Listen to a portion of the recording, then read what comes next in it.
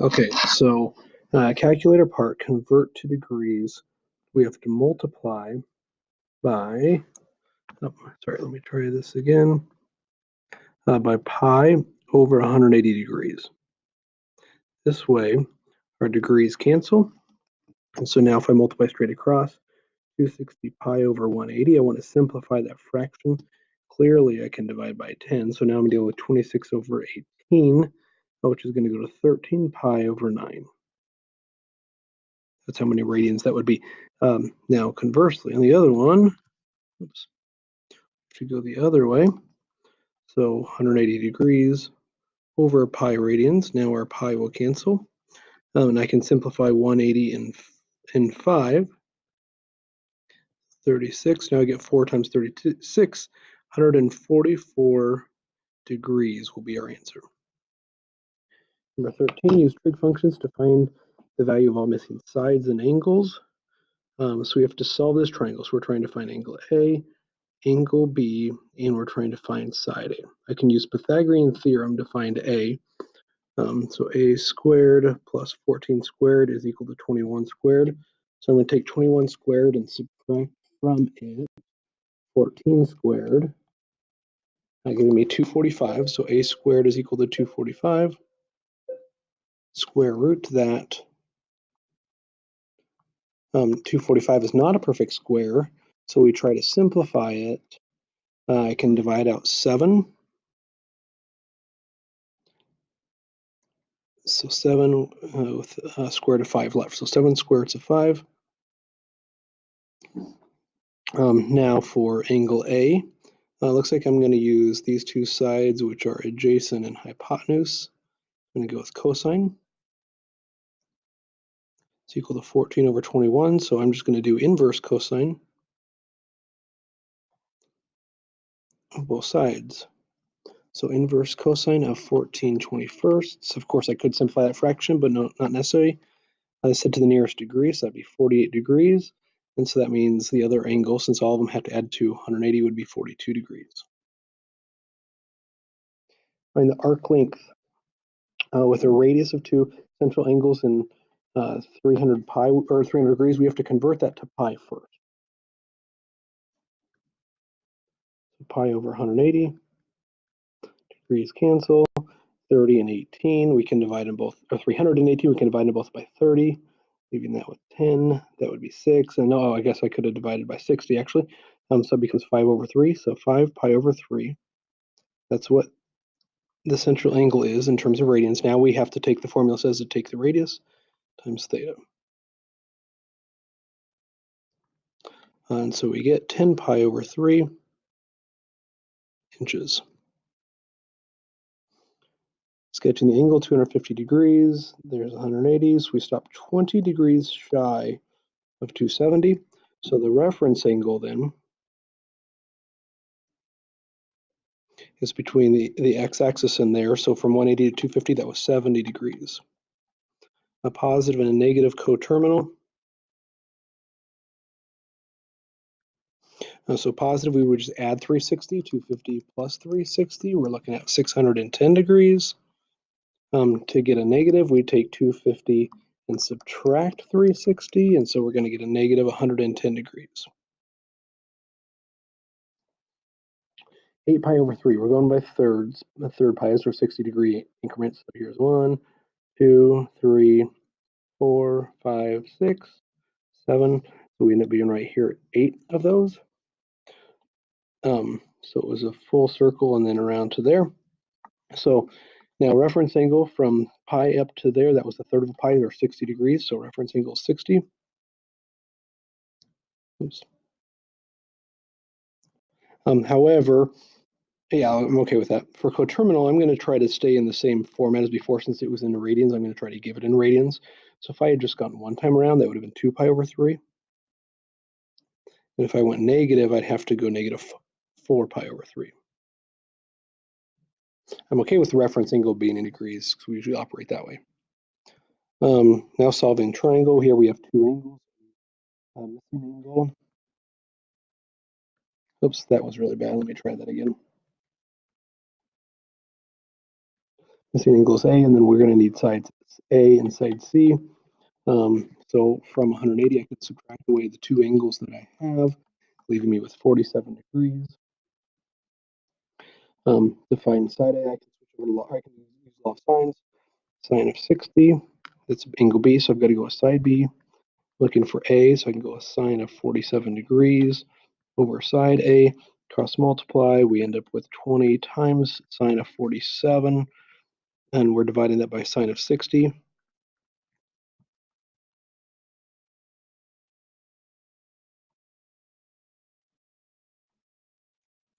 So we get that A is about 16.89. And then so for C, instead of using my A's on law of sines, I'm going to use my C's. So sine of 73 degrees over side C. Cross multiply here. Now I'm going to get that C is equal to 20 times sine of 73 degrees divided by sine of 60 degrees.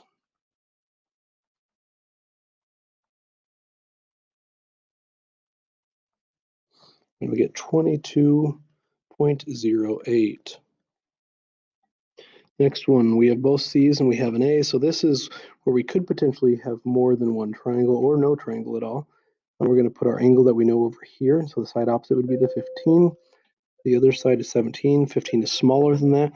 So it's potentially more than one triangle. We know we're trying to find angles A and B, and we're trying to find side B. So law of sines, I know both C's. Sine of 55 over 15. I'm looking for an A because that's all I know is an A right now. Sine of angle A. So when I work that all out, I'll have to do inverse sine of 17 sine of 55 over 15.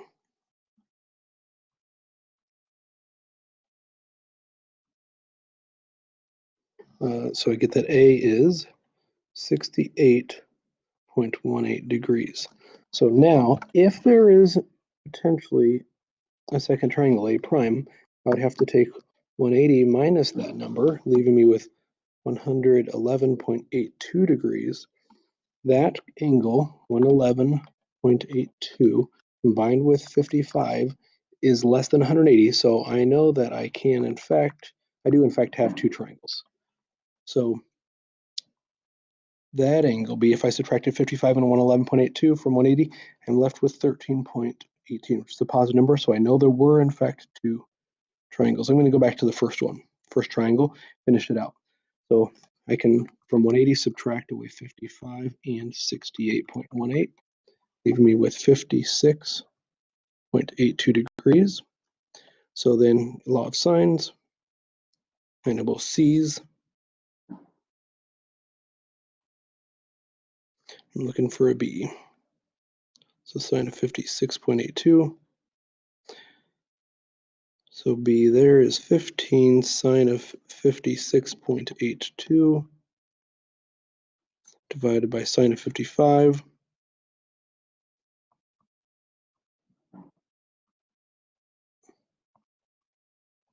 15.33.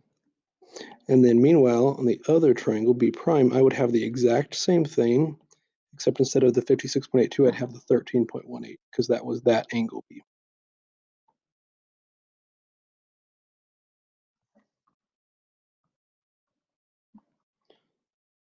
So type that in the calculator, and we get 4.18. It's kind of a messy 4.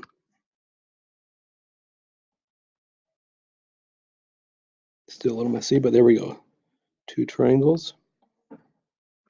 Next one, still potentially two triangle case, except we have an obtuse angle, and the side opposite is in fact the biggest side, so we're in business. We will have a triangle. So it's just law of only one triangle, law of sines.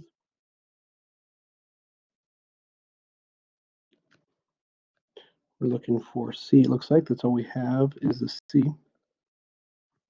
So meanwhile, we're going to have an A, C, and then a side A. So here, I work that all out. Inverse sine of 23 sine of 124 degrees all over 27.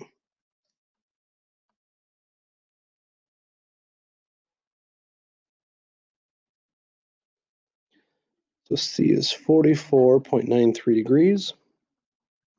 We get the other angle, subtract those two angles from 180. So I'm left with 11.07 degrees. And then law of sines again.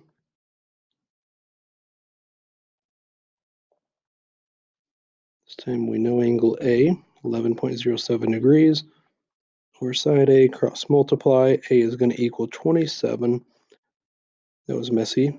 Sine of 11.07 divided by sine of 124.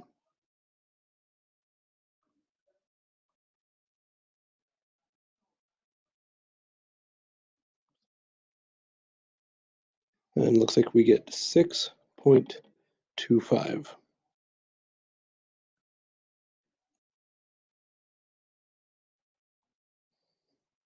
Here we have to find side C. Looks like this is a law of cosines problem. So C squared is equal to 12 squared plus 14 squared minus 2 times 12 times 14 times cosine of angle C. So I will have to square root. So let's type that in the calculator, and there's our answer. 12 squared plus 14 squared minus 2 times 12 times 14 cosine of 50. And we get that C is 11.14. Number 21, it's a law of cosines problem again. This time I'm looking for B, so put B, side B out front.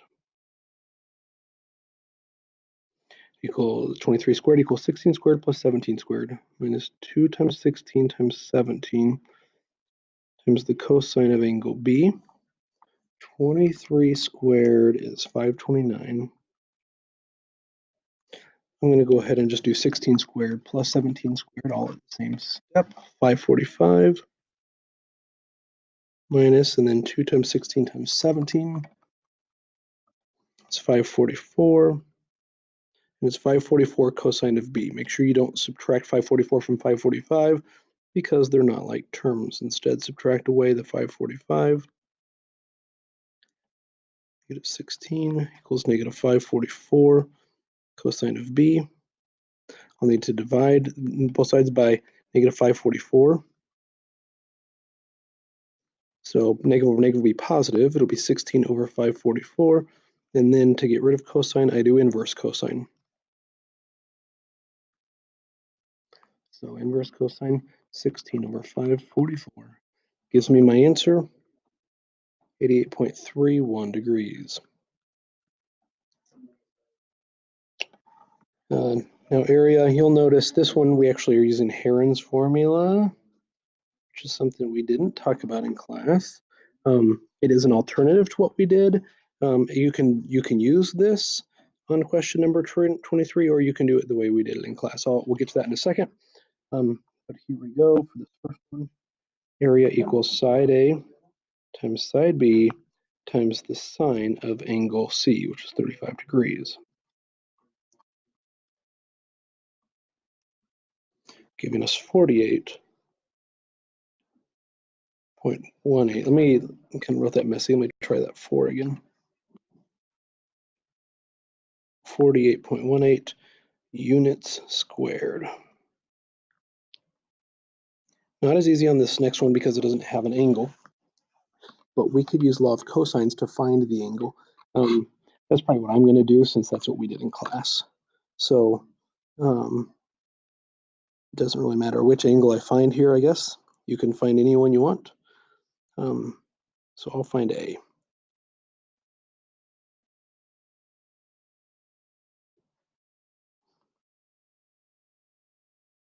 So I'm using law of cosines. This other formula up above would allow you to avoid doing that if you'd like. But here 14 squared is 196. 30 squared plus 27 squared, 1629. 2 times 30 times 27, 1620. Cosine of A, subtract away 1629 from both sides. We get negative 1433. Divide both sides, and then we have to do inverse cosine. It'll be the negatives will go away because it's double negative.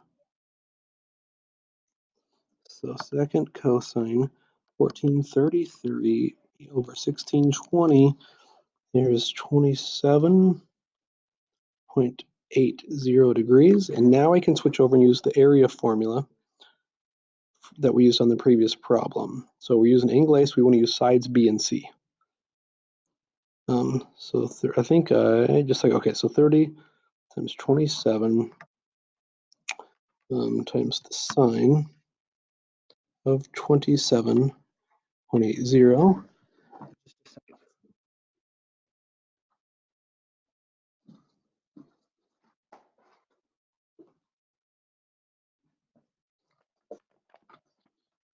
Okay, so